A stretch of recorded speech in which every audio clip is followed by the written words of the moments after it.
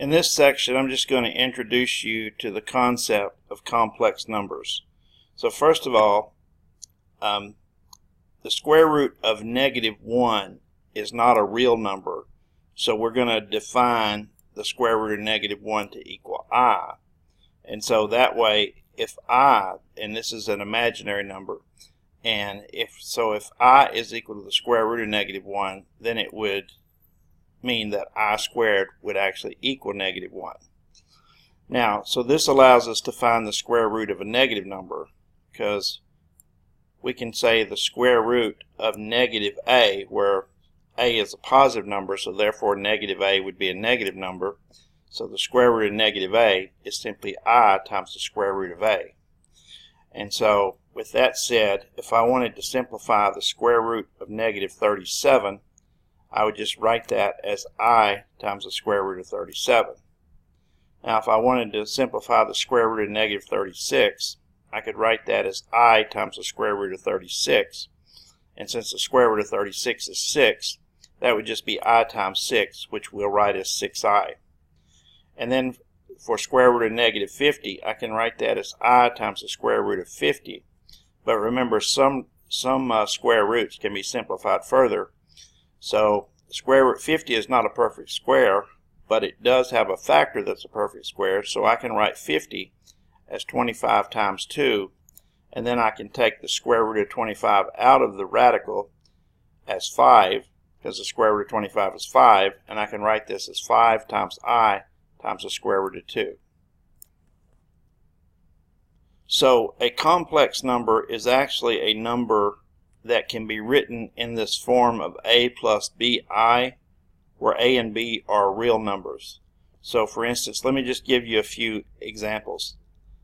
3 plus 2i would be a complex number where the real part is 3, so a is 3, and b would be 2, the coefficient of I. b is just the coefficient of I.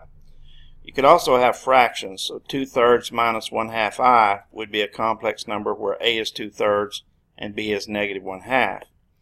Now if you just had a real number like 7, that actually is also a complex number, because it could be written as 7 plus 0i, and so in that case the real portion would be 7, the a is 7 and the b is 0. And this is a pure imaginary number, and here, but it's also a complex number, and you can write that as 0 plus 3i, so in that case a would be 0 and b would be 3. Now to simplify complex numbers, basically what you want to do is try to simplify the radicals if they're in radical form. So let me just show you this one. I have square root of 72 minus the square root of -49. Well, first of all, square root of 72 can be written as square root of 36 times 2, and since this is positive 72, I'm not going to have to deal with the I, so I just take the square root of 36 and put it on the outside of the radical, so that would give me 6 times square root of 2.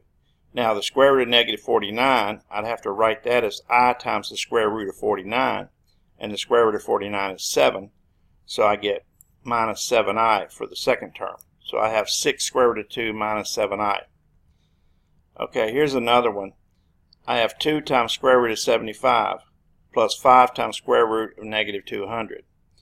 Well, 75 can be written as 25 times 3, and then I can take the square root of 25 out of the radical and put it beside the 2, so I'd have 2 times 5, and then I still have the 3 in the square root here.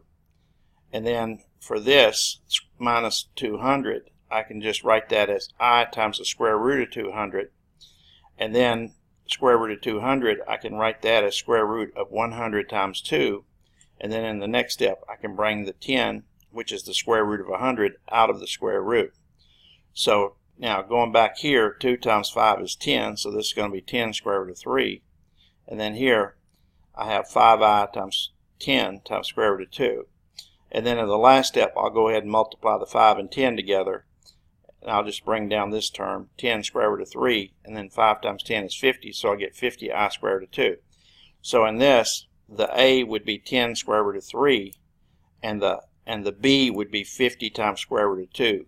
because you could actually write that I, you could actually move that I over here, and then that way you could say, okay, that's A is 10 square root of 3, and then the B would be 50 times square root of 2. And so that would be, you know, the standard form for that complex number.